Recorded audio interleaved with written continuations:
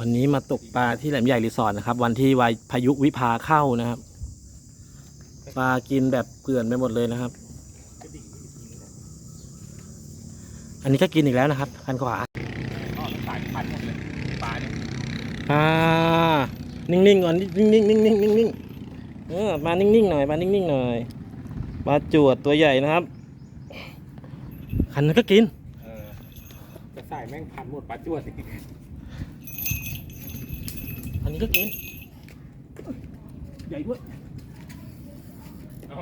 ปลากดยังไม่เก็บเลยยังไม่เก็บเลยปลากินแห้งหมดแล้ว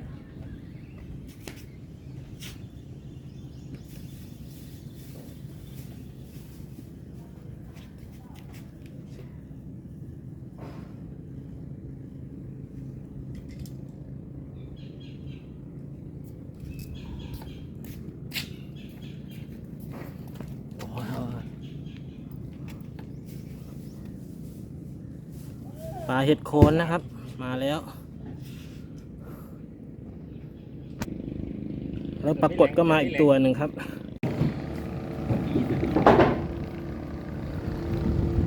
ดูหน่อย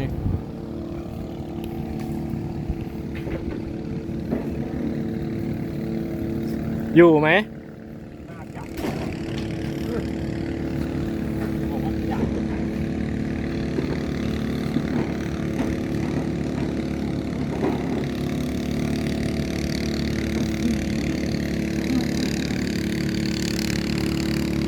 ไซโลหรือเปล่า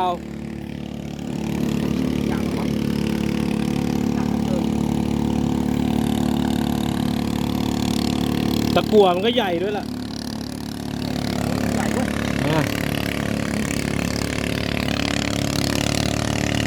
โอ้หนักตะกั่วโอ้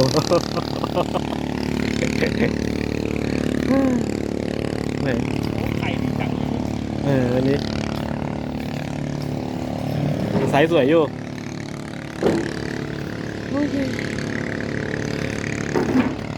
บวกเลยปลากินน่าจะอยู่นะ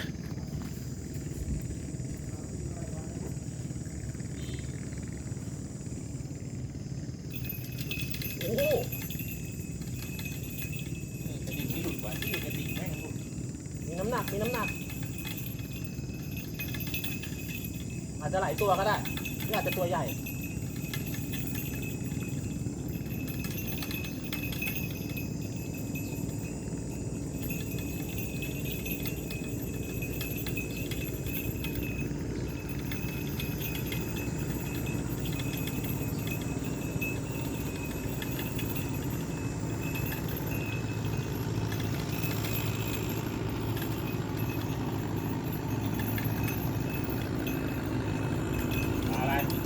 ไม่รู้เลย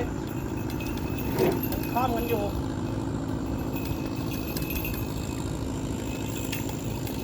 โอ้โห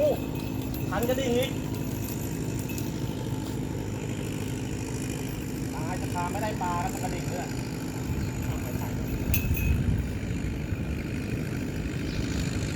โอ้ยใหญ่ด้วยโอ้โหวันนี้ได้หลายตัวแล้วนะใหญ่เลยตัวเดียวแต่มันก็ตัวใหญ่เลยโอ้โหแน่นอนเลยเว้ยไซโลปรากฏไซโลครับตัวนี้ไซโลแบบยังใหญ่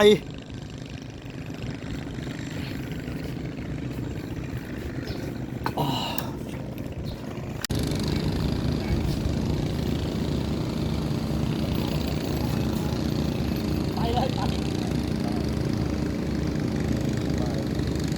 เป็นแค่นั้นนะ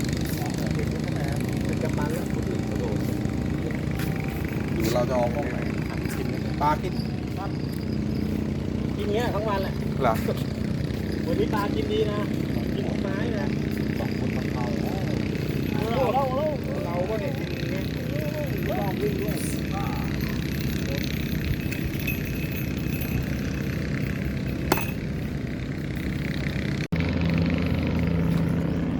ป ปลากิน3 คันพร้อมกันเลยนะครับ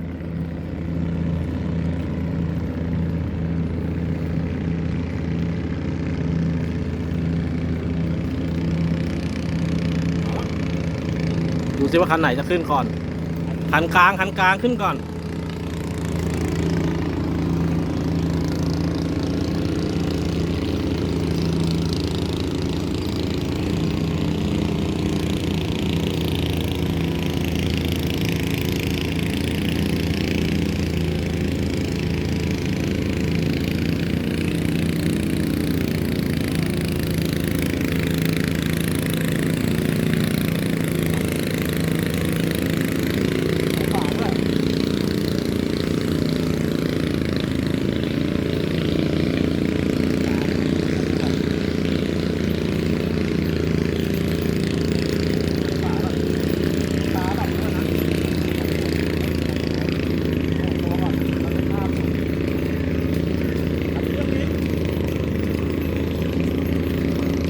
หวานเจี๊ยบ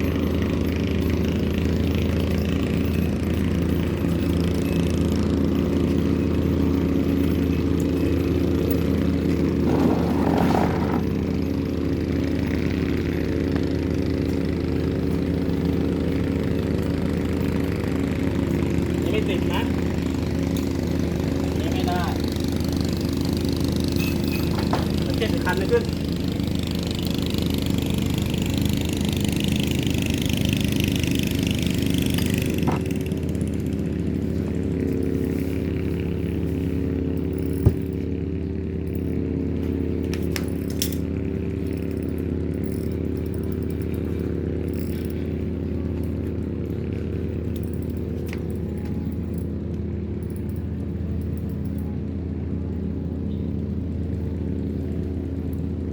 เอาได้มา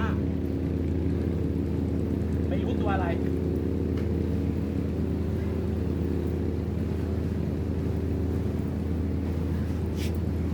ไอ้คันยาวนี่ไม่เงียบเลยวะ ไปไกลเกินเปล่าวะ ว้าว อะไร วันนี้ปลาอ้วนๆเลยนะ อ๋อ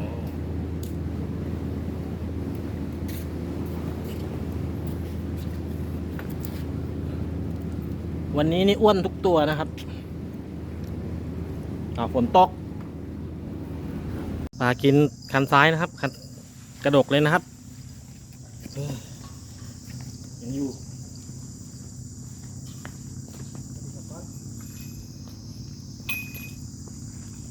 โอ้โหปลาใหญ่พี่ปลาใหญ่แล้วติดสายใครด้วยเนี่ย ผิดไม่เป็นไร รถคันเลยดิเวียนไปทางไหนเนี่ย ตรง รู้สึกมันจะคล่อมหมดเลยทุกคันเลยเนี่ย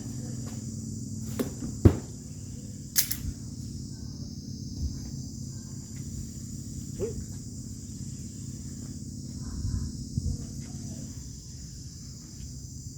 อ๋ออยู่มานี่มานี่มานี่มานี่ ๆเราอยู่ใต้ ได้แล้ว นี่ไปไกล ตัวใหญ่ด้วยครับไม่ใหญ่ก็ฝั่งน้ำโอ้โหตัวใหญ่ด้วยมันรู้สึกดักผิดปกติเพราะว่าตะกัวมันใหญ่ด้วยเกือบหมดแล้ววะโอ้พันแล้วครับ เดี๋ยว แกะเลย มีเรื่องเบ็ดนี้เสี่ยว ตัวใหญ่เลยครับตัวใหญ่เลยปลากินคันกลางนะครับ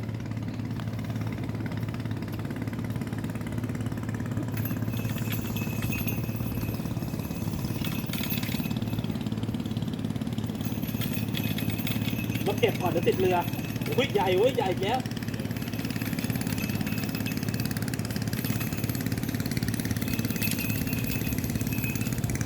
ต้องรีบแกะกระดิ่งทิ้งเลยนะเดี๋ยวมันพันกระดิ่งอีก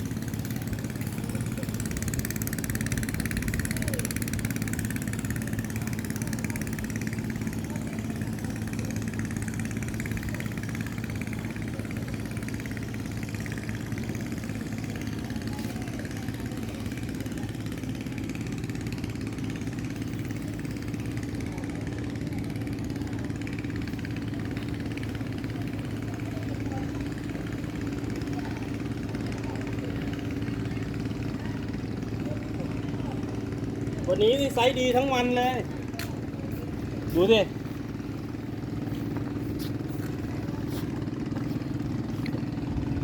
วันนี้มีแต่ไซส์ใหญ่นะครับ